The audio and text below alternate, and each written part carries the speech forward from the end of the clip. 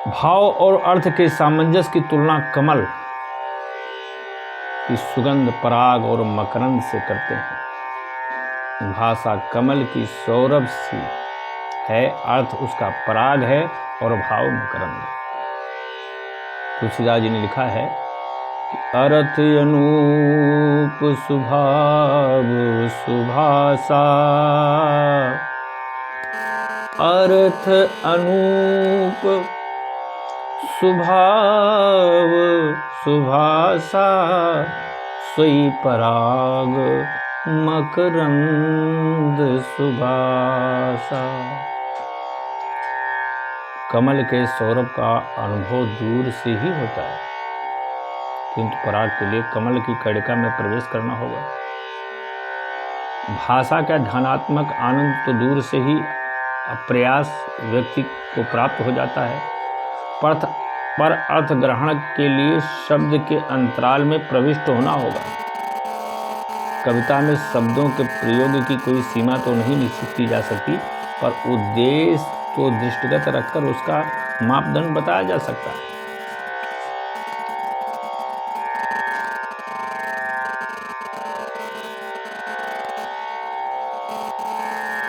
अब पहला प्रश्न तो यही है कि कभी श्रोता या पाठक पर अपने पांडित्य की छाप डालना चाहता है अथवा कविता से अधिक बोधगम्य बनाना चाहता है। पांडित्य प्रदर्शन के लिए अप्रचलित और कठिन से कठिन शब्दों का प्रयोग करना उचित ही है, क्योंकि उससे साधारण श्रोता और पाठक के मन पर यह छाप पड़ती है। कवि की विद्वता की सीमा उसके बुद्धि से बहुत आगे है, और जब कवि अपना संदेश व्यापक रूप से प्रसारित करना चाहता हो, तब उसका रुझान सरलता की ओर होगा। गोस्वामी जी महाराज सरल कविता के पक्षधर हैं। तुलसीदास जी ने लिखा है, सरल कवित कीरत विमल, सोई आदर ही सुजान। सरल कवित कीरत विमल, सोई आदर ही सुजान। और सहज बयर बिसुराय कृपु, जो सुनि करहि बखान। जितना सरल जान पड़ता है उतना सरल नहीं है। किसी सीधी बात को सरल रूप में रख देना ये कोई कला नहीं है। अपने दिन भर के क्रियाकलापों को नित्य ही व्यक्ति सरल भाषा का प्रयोग करता है, तो बंदी करने वाला उसे भी कविता का रूप दे देता है। जैसे हम लोग बचपन में पढ़ते थे, उठो बालकों हुआ सवेरा, चिड़ियों ने तर दिया बसेरा। यह भी एक कविता है और सरल भी है। यह सरलता एक बालक के लिए उपयोगी हो सकती है, पर एक विद्वान या रसिक कविता प्रेमी को इसमें आनंद की अनुभूति नहीं हो सकती। गोस्वामी जी के समक्ष सरलता का यह विरोधाभास, गोस्वामी जी महाराज सरलता का यह विरोधाभास था।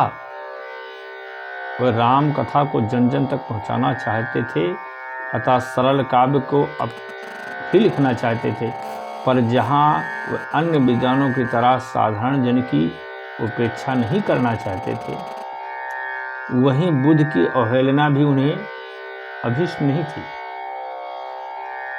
वो बुद्धिमान के गौरव को स्वीकार करते हुए स्पष्ट शब्दों में कहते हैं, जिस प्रबंध का आदर विद्वान नहीं करते वह व्यर्थ श्रम देने वाला है। और ऐसी चेष्टा बाल कवि ही कर सकते हैं।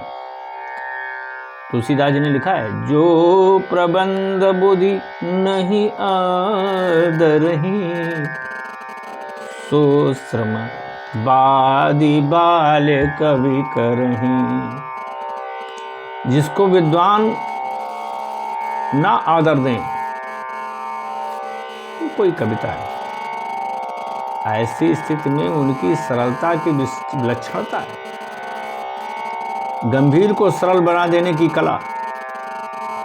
एक आदमी वह है जिसे वह हम अभावग्रस्त व्यक्ति के जीवन में पाते हैं। मूल्यवान वस्त्रों के अभाव में वस्त्रों की सादगी उच्च विचारों का प्रतीक न होकर उस व्यक्ति की बाध्यता को ही प्रदर्शित करती है। ऐसे व्यक्ति को देखकर श्रद्धा के स्थान पर दया का उदय होना स्वाभाविक है।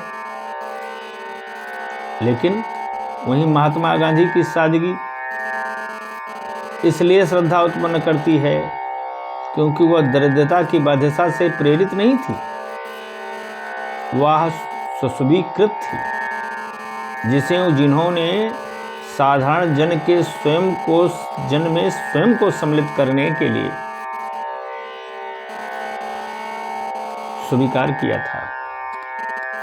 गोस्वामी जी के काव्य की एक सरलता भी इसी प्रकार की है। इसलिए उनके काव्य की सरलता में गंभीरता है, गंभीरता में सरलता है। गोस्वामी जी ने श्री भरत की वाणी की सराहना में जो पंक्ति लिखी वह उनके काव्य पर भी पूरी तरह चरित्रार्थ होती है। सुगम अगम मृद मंजू कठोरे अरथ अमित अरु आखर थोरे। क्या बात है। श्री भरत की वाणी सुगम के साथ अगम भी है। उसमें मृदुता और कठोरता दोनों विद्यमान है। थोड़े वाक्य होते हुए भी उसमें अमित अर्थ विद्यमान है। अर्थ अमित और आखर थोड़े। वैसे यह पंक्ति एक पहेली सी प्रतीत होती है, पर मानस का अंतर्दर्शन करते ही यह पहेली सुलझ जाती है। वैसे इस अमित अर्थ की आड़ में अनर्थ भी कम नहीं हुए। मानस की एक एक पंक्ति के न जाने कितने अर्थ किए गए हैं। एक पंक्ति के 1.25 लाख अर्थों का भी दावा किया गया है, किंतु शब्दों को तोड़ मरोड़ के द्वारा किए जाने वाले ये अर्थ साहित्य का सारा गौरव नष्ट कर देते हैं। सत्य तो यह है कि इस अमित अर्थ के लिए शब्दों को छिन्न भिन्न करने की आवश्यकता नहीं है। यदि शब्द ससीम है तो उसका अर्थ भी ससीम होगा। अतः अर्थ की असीमता से गोस्वामी जी का तात्पर्य क्या है? वस्तुतः शब्द अकेला नहीं होता। शब्द समूह से निर्मित वाक्य में अर्थ करते हुए किसी शब्द को केंद्र बना देने पर उसके अर्थों में भिन्नता आ जाना स्वाभाविक है।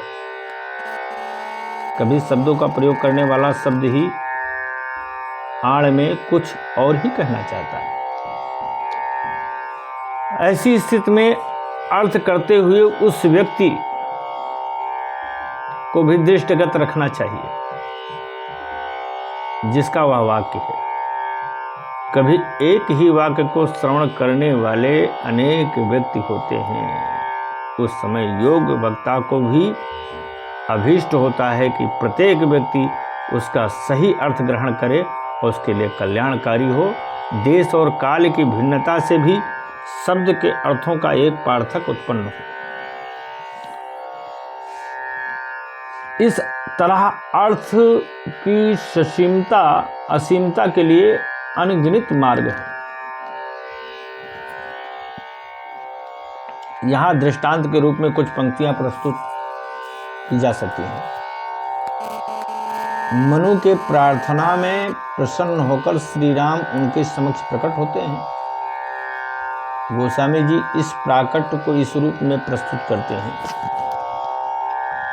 कि भगत बछल प्रभु कृपा निधाना विश्वास प्रगटे भगवाना। इसका सरल अर्थ है कि समस्त विश्व में निवास करने वाले भक्त बत्सल कृपा निधान प्रभु भगवान राम प्रकट हुए। साधारण व्यक्ति के लिए तो इतना ही यथेष्ट है कि मनु की प्रार्थना सुनकर भगवान प्रकट हुए, किंतु इस शब्द योजना को एक भिन्न रूप में देखा जा सकता है। रामचरितमानस ने 4 घाटों की कल्पना की है।